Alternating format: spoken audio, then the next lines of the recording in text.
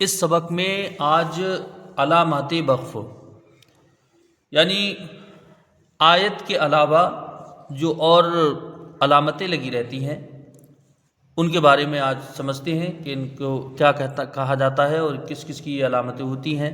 جیسے طا ہے، جیم ہے، یہ سب رہتی ہیں علامتیں لگی ہوئی، لہذا اس میں آج اس کو سمجھتے ہیں. یہ دیکھیں سبق نمبر 25 علامات وقف. تو یہ اوپر جو لکھی ہوئی ہیں یہ ہے اور یہ نیچے لکھی ہے یہ بھی. اوپر جتنی لکھی اس کو میں لکھ دیا یہ کس کس کی علامتیں ہیں اور باقی ان کو میں بتاتا ہوں کہ کس کس کی ہے. سب سے پہلے دیکھیے یہ آیت گول والی جو آتی ہے لگی ہوئی، یہ علامت آیت پوری ہونے کی ہے اس لیے اس کو آیت کہتے ہیں. نیچے میں لکھا بھی ہے اس کو آیت کہتے ہیں. ٹھیک ہے، تو یہاں پر وقف کرنا چاہیے، کر سکتے ہیں. پھر اس کے بعد یہ آتی ہے یہ علامت آیت کے مثل ہے. ٹھیک ہے، یہ 5 نمبر جو اردو کے بنے رہتے ہیں یہ علامت آیت مختلف فی ہونے کی ہے لیکن اسی کی مثل ہے. جیسی یہ ہے ویسی یہ ہے، بھلے اس میں اختلاف ہے لیکن اسی کی مثل ہے، لہذا یہاں پر بھی وقف کر سکتے ہیں. پھر اس کے بعد آتا ہے یہ میم. میم کی جو یہ علامت لگی رہتی ہے یہ وقف لازم کی علامت ہے، تو یہاں ضرور ٹھہرنا چاہیے، مطلب وقف کرنا چاہیے. وقف کرنا بہتر ہے، وقف لازم کی علامت ہے. پھر اس کے بعد آتا ہے طا. یہ طا جو رہتی ہے یہ وقف مطلق کی علامت ہے، لہذا یہاں پر بھی وقف کرنا بہتر ہے، یہاں پر بھی ٹھہر سکتے ہیں. پھر اس کے بعد آتا ہے جیم. یہ وقف جائز کی علامت ہے، لہذا یہاں پر بھی وقف کر سکتے ہیں. پھر آتا ہے زا. یہ زا کی علامت جو رہتی ہے اس کو کہتے ہیں یہ وقف مجوز کی علامت ہے، مجوز، یہاں پر بھی وقف کر سکتے ہیں. پھر آتا ہے سواد. سواد جو ہے یہ وقف مرخص کی علامت ہے. یہ سواد وقف مرخص کی علامت ہے، تو یہ علامت جہاں لگی ہو تو وہاں اس کے لیے یہ ہے کہ یہاں پر ملا کر پڑھا جائے تو بہتر ہے. لیکن اگر کوئی تھک کے ٹھہر جائے، مان لیجیے سانس پھول جائے اور یہ علامت ہے تو یہاں پر وقف کر سکتے ہیں. اب یہ اوپر جتنی بھی علامتیں یہ لکھی گئیں، ٹھیک ہے، یہاں سے دیکھیے میم، طا، جیم، زا، صاد. تو ان علامتوں پر اگر وقف کیا گیا ہے تو پھر پیچھے سے لوٹا کے نہیں پڑھا جائے گا، آگے سے مطلب پڑھیں گے، اور ان پر وقف ہو گیا تو صحیح ہے، ان کے اوپر وقف کیا جا سکتا ہے. پھر اس کے بعد اور بھی یہ علامتیں ہیں، اس کے بارے میں دیکھتے ہیں. یہ بڑا قاف، یہ علامت قیل علیہ الوقف کی ہے. ٹھیک ہے، یہاں وقف کر لیا تو کوئی حرج نہیں، لیکن یہ وقف ضعیف ہوگا، ہے نا، یہ وقف ضعیف ہے. لہذا یہاں پر بھی بہتر یہ ہے کہ کوشش کی جائے کہ اس سے جو قویہ علامتیں ہوں تو وہاں پر اس کو وقف کیا جائے اور اس پر وقف نہ کیا جائے. جیسے سواد میں، سواد کا بھی ویسے ہی مسئلہ ہے. یہ وقف مرخص کی جو علامت ہے تو اس میں بھی یہ ہے کہ اگر یہ علامتیں دور ہیں، آیت بھی دور ہے، یہ علامتیں بھی دور ہیں، تو سواد کے اوپر وقف کیا جا سکتا ہے. وقف مرخص کی علامت کے اوپر، اس کے اوپر وقف کیا جا سکتا ہے.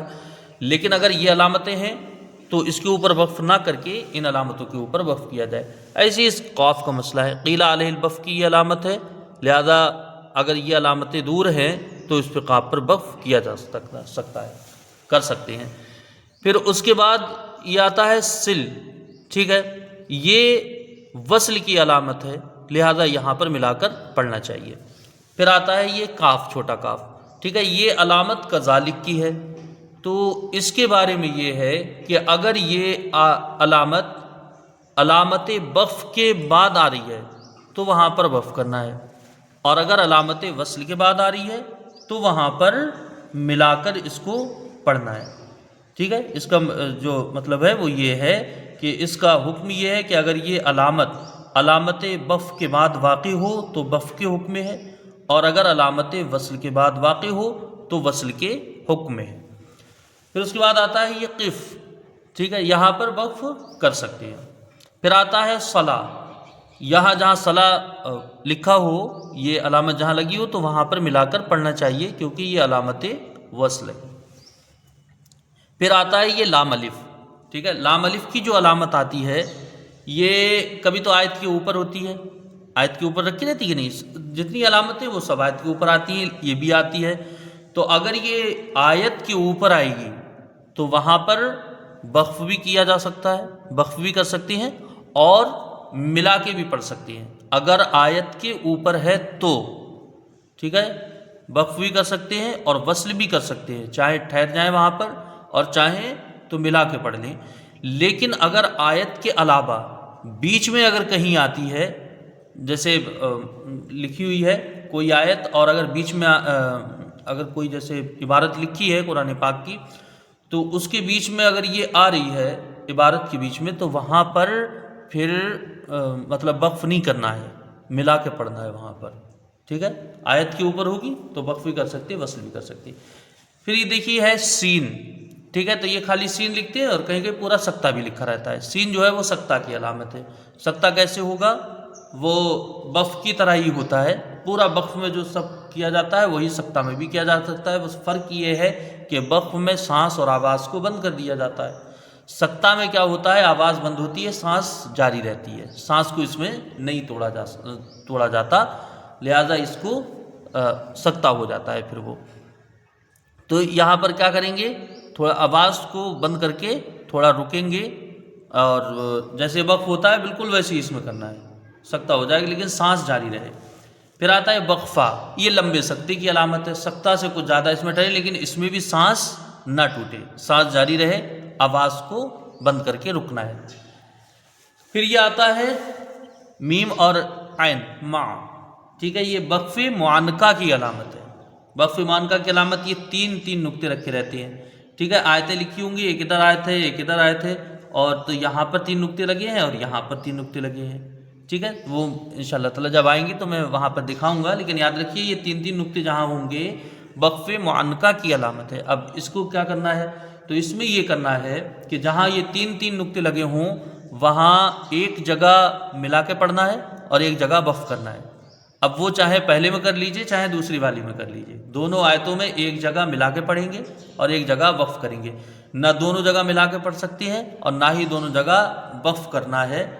اس لیے جہاں بھی وقف معانقہ ہو تو وہاں پر یہ رہتا ہے کہ اس کا تعلق ما قبل ما بعد سے ہوتا ہے، ٹھیک ہے، ما قبل اور ما بعد دونوں سے وہاں پر تعلق ہوتا ہے، تو اس لیے وہاں پر یہ علامت لگی رہتی ہے وقف معانقہ کی۔ تو دونوں جگہ نہ تو وقف کرنا ہے نہ دونوں جگہ وصل کرنا ہے، بلکہ کسی ایک جگہ وقف کر لیں دوسری جگہ وصل کر لیں۔ جب آئے گا یہ اس میں ابھی اجرا کریں گے قرآن پاک میں، پھر انشاءاللہ تعالی وہاں پر اس کی اور وضاحت ہو جائے گی۔ تو یہ وقف معانقہ کی علامت رہتی ہے، 3 نقطے لگے رہتے ہیں۔ آخر میں وقف نبی صلی اللہ تعالی علیہ وسلم ہے کہ نہیں، قرآن پاک کے حاشی پہ یہ لکھا رہتا ہے وقف نبی صلی اللہ علیہ وسلم، تو اس کا مطلب یہ ہوتا ہے کہ یہاں نبی کریم صلی اللہ تعالی علیہ وسلم نے وقف کیا ہے، لہذا یہاں ٹھہرنا مستحب ہے۔